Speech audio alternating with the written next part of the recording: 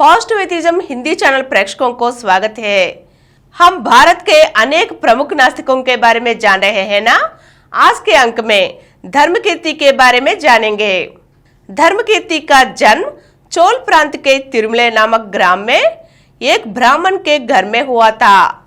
उनके पिता का नाम तिब्बती परंपरा में कोरुनंद मालूम होता है और कहीं कहीं यह भी कहा गया है कि वह कुमारिल भट्ट के भांजे थे। धर्मकीर्ति बचपन से ही बड़े प्रतिभाशाली थे। पहले उन्होंने ब्राह्मणों के शास्त्रों और वेदांगों का अध्ययन किया। उस समय बौद्ध धर्म की ध्वजा भारत के कोने कोने में फहरा रही थी और नागार्जुन वसुबंधु दिग्नान का बौद्ध दर्शन विरोधियों में प्रतिष्ठा पा चुका था। धर्मकीर्ति को उसके बारे में जानने का मौका मिला और यह उससे इतने प्रभावित हुए कि तिब्बती परंपरा के अनुसार उन्होंने बौद्ध गृहस्थों के वेश में बाहर आना जाना शुरू किया, जिसके कारण ब्राह्मणों ने उनका बहिष्कार किया। उस वक्त नालंदा की ख्याति दूर दूर तक फैली हुई थी। धर्मकीर्ति नालंदा चले आए और अपने समय के महान विज्ञानवादी, दार्शनिक तथा नालंदा के संघ परिवार धर्मपाल के शिष्य बन गया। भिक्षु संघ में सम्मिलित हुए। धर्मकीर्ति को न्याय शास्त्र के अध्ययन में भी अधिक रुचि थी और उसे उन्होंने दिग्नान की शिष्य परंपरा के आचार्य ईश्वर सेन से पढ़ा। चीनी पर्यटक ई चिंग ने धर्मकीर्ति का वर्णन अपने ग्रंथ में किया है।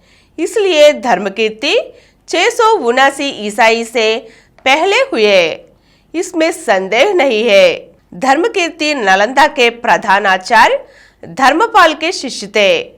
गोया धर्मकीर्ति ने मूल और टीका मिलाकर 7961 श्लोकों के बराबर ग्रंथ लिखे हैं।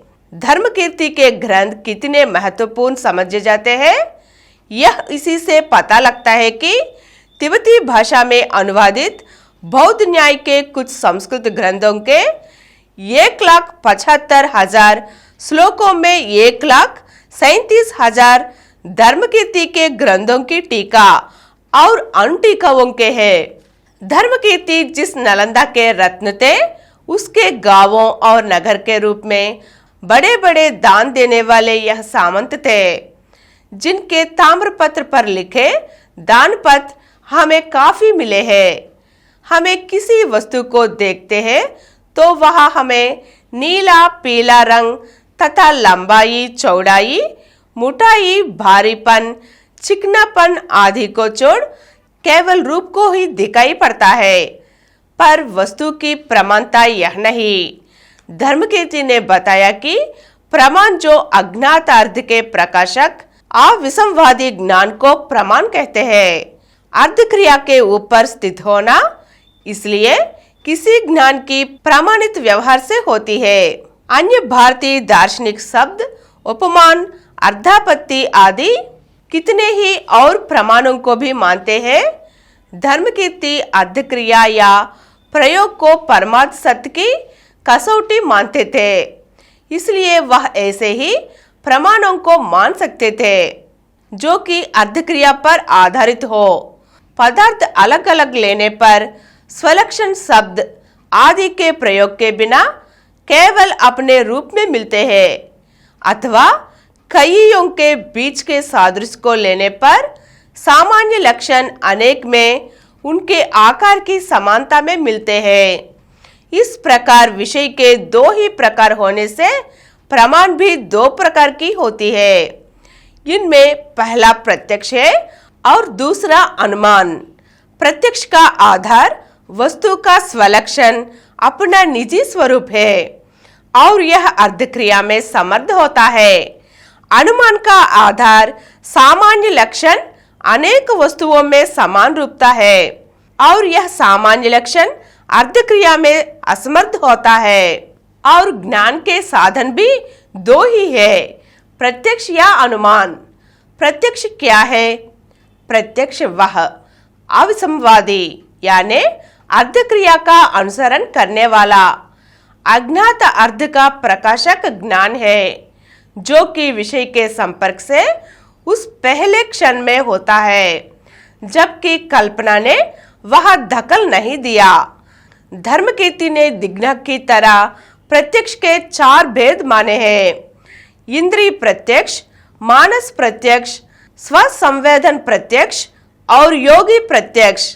अर्थात वेदों को प्रामाणिक मानना, किसी ईश्वर को सृष्टिकर्ता मानना, स्नान करने में धर्म की इच्छा करना, जाति का घमंड करना और पाप दूर करने के लिए शरीर को संताप देना, ये 5 अक्लमंद लोगों की मूर्खता की निशानी मान चुके हैं।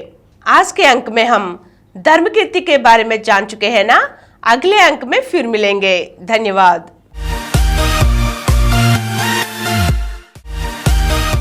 और कुछ वीडियो के लिए थोड़े ही समय में 19.5 करोड़ व्यूज हासिल किए और 20 करोड़ व्यूज की ओर दौड़ रही डॉक्टर समरम मल्टी चैनल नेटवर्क समर्पित पॉजिटिव एथीइज्म हिंदी चैनल को सब्सक्राइब कीजिए, लाइक कीजिए, शेयर कीजिए और नीचे हुए घंटे के निशान पर दबाइए।